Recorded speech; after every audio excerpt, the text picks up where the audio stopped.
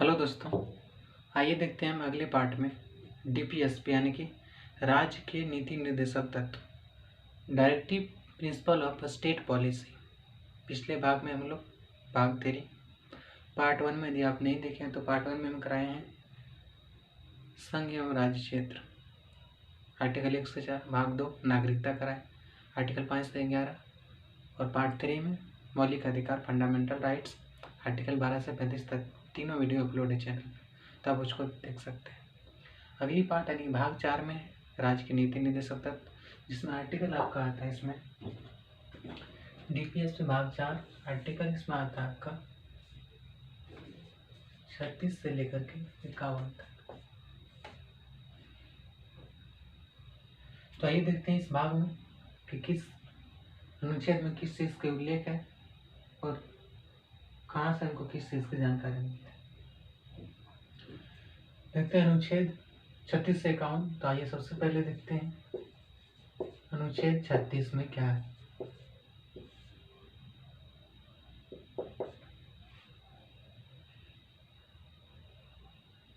अनुच्छेद 36 की बात करें तो अनुच्छेद 36 में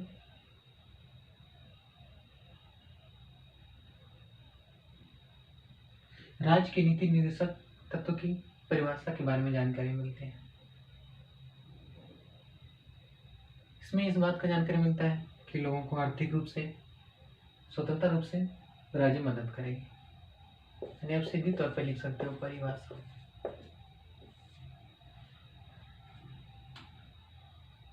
आर्टिकल 37 की बात करूं तो आर्टिकल 37 में इस बात का हमें जानकारी मिलता है सुप्रीम कोर्ट नहीं जा सकते। आपको लग रहा है क्या है, सुप्रीम कोर्ट नहीं जा सकते क्या, किसी न्यायालय में नहीं जा सकते। आर्टिकल 37 में इस बात की जानकारी मिलती है कि राज्य सरकार यदि आपको पेंशन नहीं दे रही है, यदि आपकी मदद नहीं कर रही है, तो आप किसी न्यायालय के थ्रू इसको जबरदस्ती लागू नहीं करा सकते।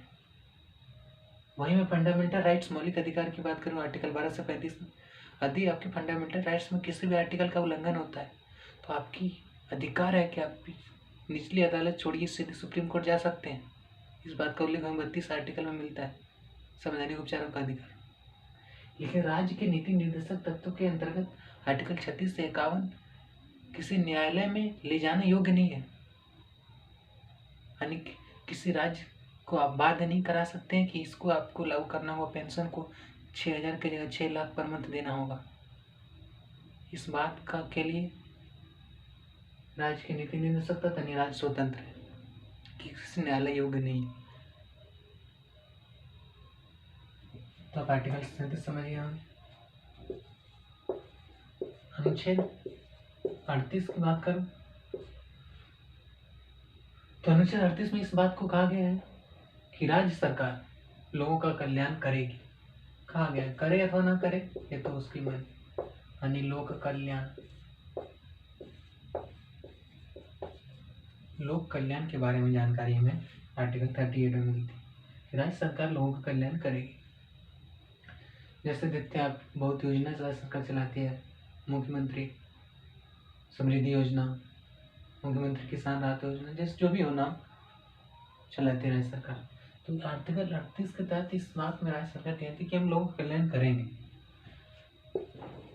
वहीं अनुच्छेद 39 की बात करूं तो अनुच्छेद 39 में इस बात की जानकारी मिलती है कि समान कार्य के लिए समान वेतन, समान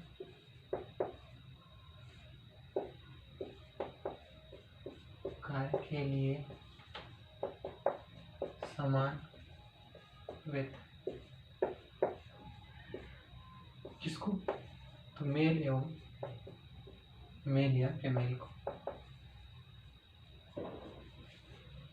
आर्टिकल 39 में इस बात का उल्लेख है कि महिला हो या पुरुष, लेडीज हो या लड़ास, जो बोल सकते हैं, मेल हो या फीमेल, तो मेल या फीमेल को समान कार्य के लिए समान वेतन।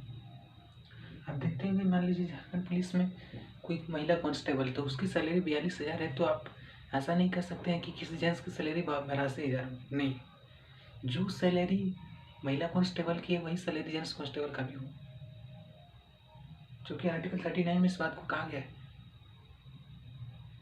कि महिलाओं और पुरुष को समान कार्य के लिए, एक ही काम के लिए, हो सकता है अलग अलग काम के लिए अलग अलग वेतन, लेकिन आप इस बात को देखिएगा, समान कार्य, एक ही काम को दोनों कर रहे हैं तो समान कार्य के लिए समान वेतन दिया जाएगा, उसमें आप किसी प्रकार का भेदभाव नहीं कर सकते। वही 39 के कॉम है, आर्टिकल 39 के कॉम 39 के कॉम मिलता है कि निःशुल्क सरकारी सलाह आप ले सकते हैं, उसमें कोई पैसा नहीं लगेगा। निःशुल्क सरकारी सलाह, निःशुल्क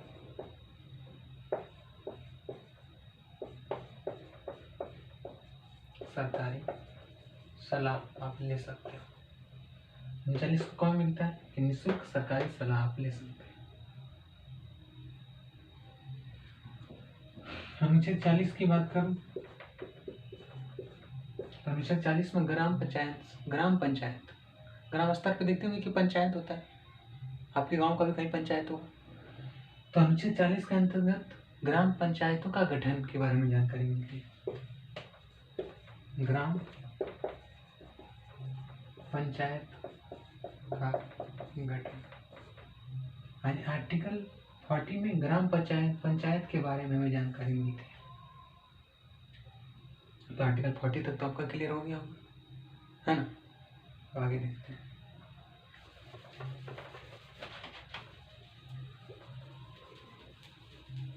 नीचे लिख लीजिएगा वीडियो को पॉज करके, यदि लिखना हो तो।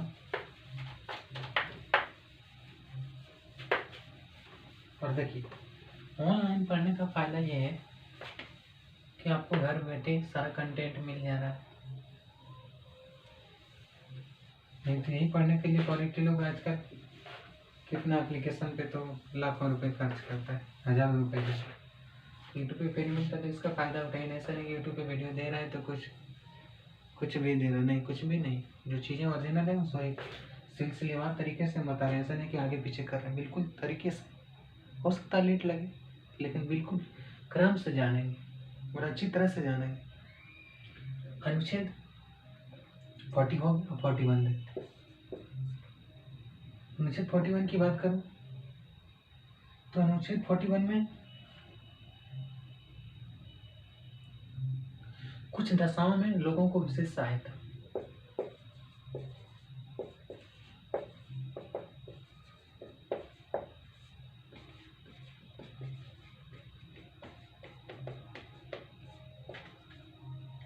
लोगों को विशेष सहायता,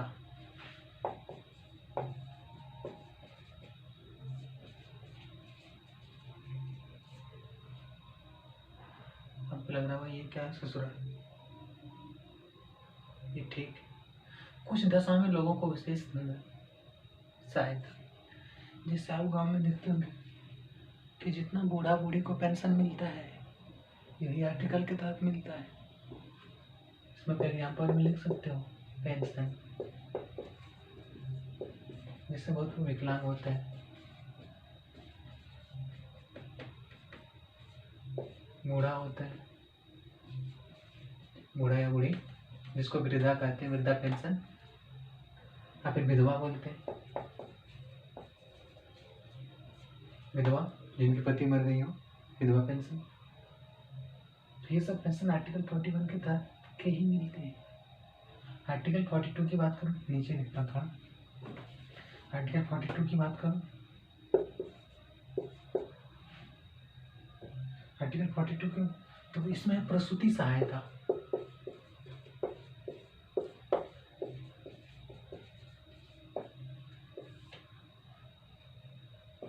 ये प्रसूति सहायता क्या है कि देखते हैं आपके गांव में जितने भी लेडीज लोग जो गर्भवती महिलाएं होती है उनके लिए आंगनबाड़ी में या फिर सैया लोग विशेष प्रकार की कुछ खाने के लिए जो नहीं देती है, पाउच में ला के देती है। तो प्रसूति सहायता यानी जो महिलाएं गर्भवती है उसकी ख्याल राज्य सरकार रखेगी, इसके बारे में आर्टिकल 42 में मिलते हैं। आप देखते होंगे कि कोई महिला, मान लो एग्जाम्पल के तौर पर कोई महिला कांस्टेबल है, वो गर्भवती है, तो उसको कुछ दिन के लिए विशेष छुट्टी दी जाती है। तो आर्टिकल इसमें इसके बारे इसी के तहत दिया जाती है। वहीं आर्टिकल 43 की बात करूँ तो इसमें इस बात का उल्लेख है, निर्वाह योग्य मजदूरी।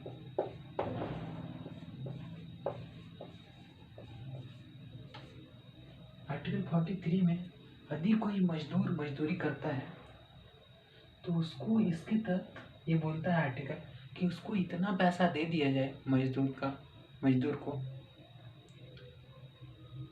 कि कम से कम उसका निर्वाह जीवन यापन चल सके, पेट भरण जीवन यापन कर सके।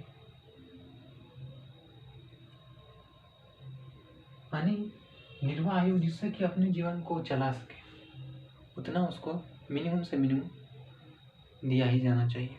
उसके बारे में जानकारी आर्टिकल 43 में देते हैं। वहीं अनुच्छेद 44, ये तो आर्टिकल कितना फेमस और कितना एग्जाम पूछा जा चुका है, तो कहना मुश्किल है, ठेकान कहना पता है। अनुच्छेद 44 समान सिविल संहिता, समान सिविल संहिता, इसके बारे में क्या ही बताएं, ये बिल्कुल पूरा फेमस है। सीधे तौर पे पूछा गया, कितनों एग्जाम पूछा गया कि समान सिविल संहिता का जानकारी हमें भारतीय संविधान के किस आर्टिकल के तहत मिलता है? आर्टिकल 44 तो जानते हैं। आर्टिकल देखते हैं अनुच्छेद 45 में, यहाँ पे देखिएगा अनुच्छेद 45 में इस बात का उल्लेख किया गया है कि 0 से लेकर के 6 साल के बच्चों तक, यानी 6 वर्ष से कम वर्ष के बच्चों की देखभाल राज्य सरकार करेगी। देखिए आंगनबाड़ी में जितने बच्चे लोग का टेनुगा मेरुगा का एडमिशन होता है, ढमना ढमनी का, उसके लिए अलग से खाने के लिए पाउच में मिलता है, दूध मिलता है, और क्या करना जाना क्या मिलता है, बहुत सारी चीज़ खाने के लिए आता है, और राज्य सरकार प्रोवाइड करती है। तो आर्टिकल 45 में सबको लेके 6 वर्ष से कम उम्र के बच्चों, यानी 0 से 6, 600 का मतलब 0 से 6, माइनस तो एज होगा नहीं, तो 6 वर्ष के कम उम्र के बच्चों का ख्याल राज्य सरकार रखेगी। अनुच्छेद 45 में इस बात का उल्लेख किया गया। और 6 से 14 ये तो ऐड किया गया आपका 86वां संविधान संशोधन 2002 के तहत। तो आर्टिकल 21A के तहत मौलिक अधिकार बन चुका है, फंडामेंटल राइट्स, FR बन चुका है, फंडामेंटल राइट्स। 6 से 14 वर्ष के उनके बच्चों को प्राथमिक शिक्षा दी जाएगी। ये तो आपका 86वां संविधान संशोधन 2002 के तहत ऐड किया गया। तो आप आर्टिकल 45 देख लीजिए। अगला देखते हैं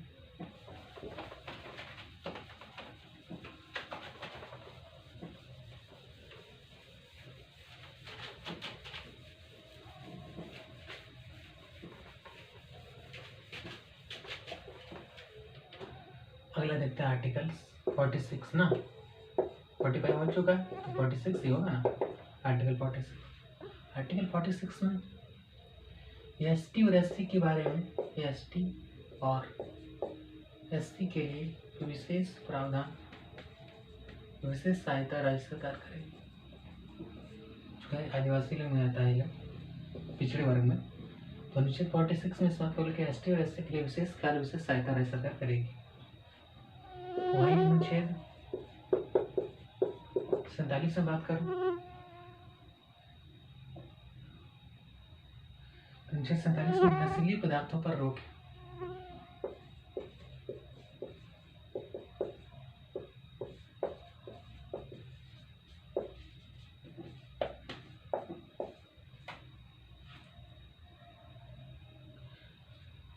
आर्टिकल 47 में इस बात का उल्लेख है कि नशीले पदार्थ जिससे नशा,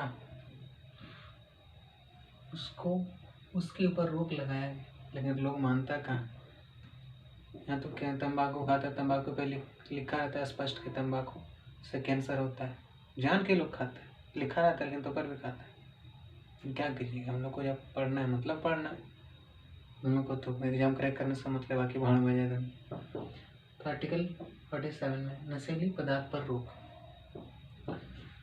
वहीं आर्टिकल अनुच्छेद 48 की बात करूँ तो अनुच्छेद 48 में पशुपालन के बारे में जानकारी मिलती है।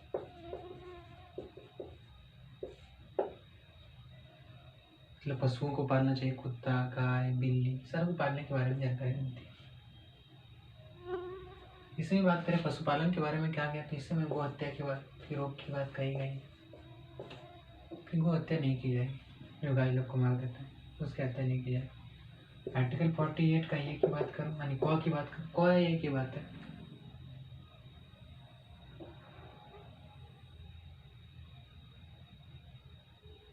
जैसे मामू बोली है, माँ की भाई की बोली की बात है, सीधा सीधी तौर पर अब खड़े मामू बोल दीजिए, उसको घुमा के बोल दिए कि मम्मी का भाई, बात है क्या ना हुआ। उसी तरह आर्टिकल 48 का ये बोली और आर्टिकल 48 का कौ बोली, बात है क्या। तो आर्टिकल 48 के ए में है कि वन एवं पर्यावरण की सुरक्षा, वन एवं पर्यावरण की सुरक्षा।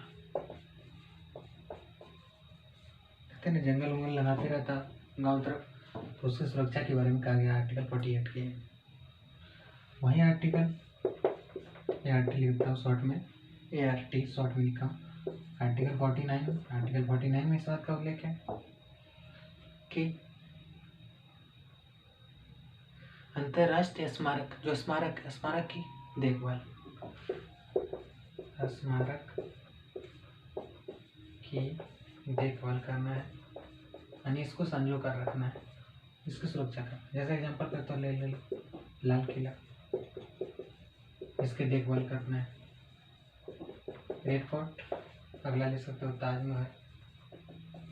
इस सब चीज़ों की देखभाल आर्टिकल 49 में की गई कि इस चीज़ों का देखभाल करना है, इसकी सुरक्षा करना है। नीचे दिख रहा है, नहीं दिख रहा है, ऊपर ही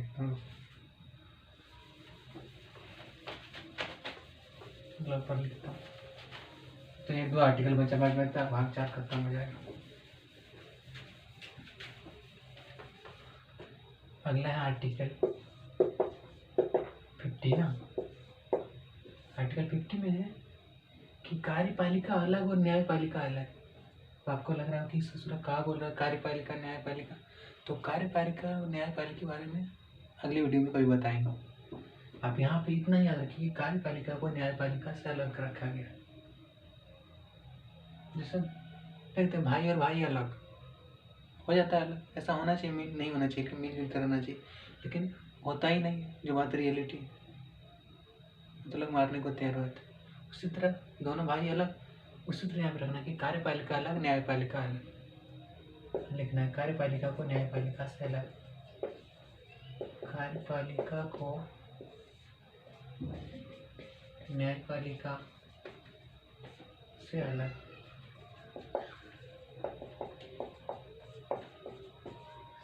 रखा गया।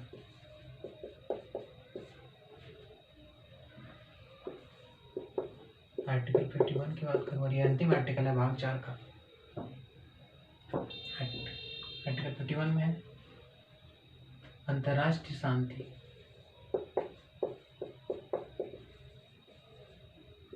अंतर्राष्ट्रीय शांति,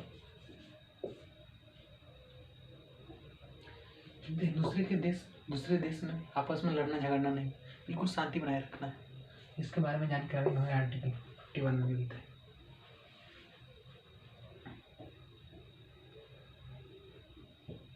आर्टिकल 51 की वही की बात करें, 51 ये की बात करें तो इसको मौलिक कर्तव्य जोड़ा गया 42वां संविधान संशोधन 1976 के तहत ना। करेक्ट कीजिएगा, हमको भी गलती हो सकता है, कोई जरूरी नहीं, रोबोट नहीं हो सकता है गलती। आर्टिकल 51 में मौलिक कर्तव्य के बारे में जानकारी मिलती है। मौलिक कर्तव्य, तो ऐसा है आपको आर्टिकल 36 से काम तक समझ आया होगा कि भाग 4 खत्म हो गया। और सीधी तौर पे सवाल पूछा गया। आप देखिए क्वेश्चन बैंक पलटे, और चूँकि आप मान लीजिए 1 से 51 तक तो कर ही दिए सर। अब अगला भाग है सेंट्रल गवर्नमेंट, भाग 5 संघ सरकार, भाग 6 में राज्य सरकार। तो भाग 5 को एक चूँकि भाग 5 एक वीडियो में हो नहीं पाएगा। राष्ट्रपति है, प्रधानमंत्री है, सारा होते हैं। सबसे अधिक पूरा पॉलिटी का सबसे अधिक इम्पोर्टेंट भाग 5 है, सेंट्रली गवर्नमेंट। सबसे अधिक सवाल वहीं से पूछा जाता है। तो उसमें 3-4 पार्ट आएगा आपका। बाकी यदि वीडियो अच्छा लगा हो तो दिल करे तब शेयर करना, इसने की ज़बरदस्ती। मन करे ना कुछ फ़ायदा पहुँचे, लगा ना कुछ हमको फ़ायदा हुआ, तब सब्सक्राइब करना। ऐसा नहीं कि बोल दिया सब्सक्राइब कर, मत नहीं। क्या करेंगे सब्सक्राइब भाई? नहीं करेंगे। हाँ, आपको प्रॉफिट हुआ तो करना है, नहीं तो नहीं करना, सीधा बात। सब आता है, लोग बोलते हैं सब्सक्राइब कीजिए, सब्सक्राइब कीजिए। क्या करेंगे? आप उससे फ़ायदा लेते मतलब कीजिए। आपको लगता है ना उससे फ़ायदा लिए तो मेरा भी कुछ कर्म है, मेरा भी कुछ ड्यूटी है, तो सब्सक्राइब कर दीजिए। ऐसा थोड़ी ना कि मेरा चैनल बड़ा का चैनल है, मोनेटाइज हो गया, पैसा आ रहा है, वैसा तो है नहीं। इसमें हम, और ऐसा नहीं कि हम टीचर हैं तो सिर्फ स्टूडेंट। ये आपको बता रहे तो मेरा रिवीजन हो जा रहा है। क्या समझे? आपको हम बता रहे तो मेरा रिवीजन हो जा रहा है, तो आपको सिखा भी रहे, हम सीख भी रहे। यही हमको करना है। सीखिए और सिखाइए। ज्ञान अपार है, समुद्र है। इतना जान गए, इतना जानने की कोशिश कीजिए। इतना जानेंगे, इतना जानने की कोशिश, जितना जानिएगा उतना अच्छा है। ये सब थोड़ी ना कि ज़्यादा खा दिए तो वॉमिटिंग होने लगेगा। नहीं, अम्बेडकर साहब का लाइन याद होगा कि शिक्षा वो शेरनी का दूध है कि जो जितना पिएगा वो ऐसे दहाड़ेगा। पर बात यही है कि इसको पीने में ही बड़ा कड़वा है, बड़ा कष्ट है।